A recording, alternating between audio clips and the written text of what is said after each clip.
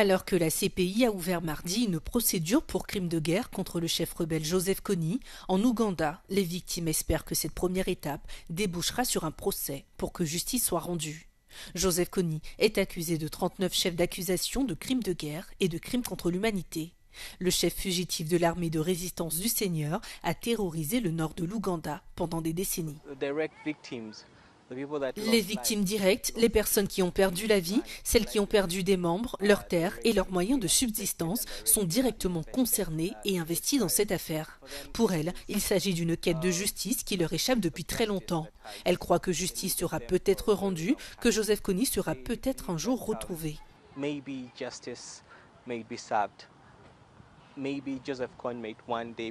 En l'absence du chef rebelle en fuite depuis plus de 20 ans, aucun procès ne pourra avoir lieu, malgré les preuves fournies par les procureurs au cours de la procédure à la CPI. Une situation que regrettent les victimes.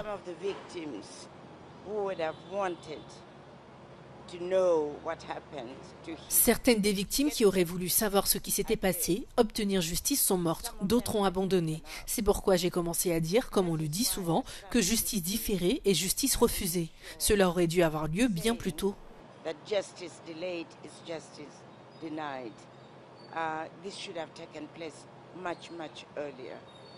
La milice tristement connue pour avoir utilisé des enfants soldats, mutilé des civils et réduit des femmes en esclavage s'est depuis affaiblie, mais les souvenirs des exactions restent présents dans la mémoire des Ougandais. Tout d'abord, la menace est toujours présente, car nous ne savons pas où il se trouve.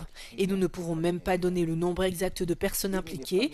Même les membres de la famille, qui sont retournés en Ouganda, ne peuvent pas dire exactement où ils ont communiqué pour la dernière fois, y compris ses propres enfants, qui disent avoir communiqué pour la dernière fois avec Joseph Kony il y a 10 ans. Ainsi, quelqu'un qui se trouvait encore dans la jungle il y a 10 ans peut être aussi dangereux que quelqu'un qui vient de disparaître aujourd'hui. La LRA a commencé ses attaques en Ouganda dans les années 80, lorsque Joseph Kony a tenté de renverser le gouvernement. Après avoir été chassé d'Ouganda, la milice a continué ses attaques au Congo, en République centrafricaine et au Soudan du Sud.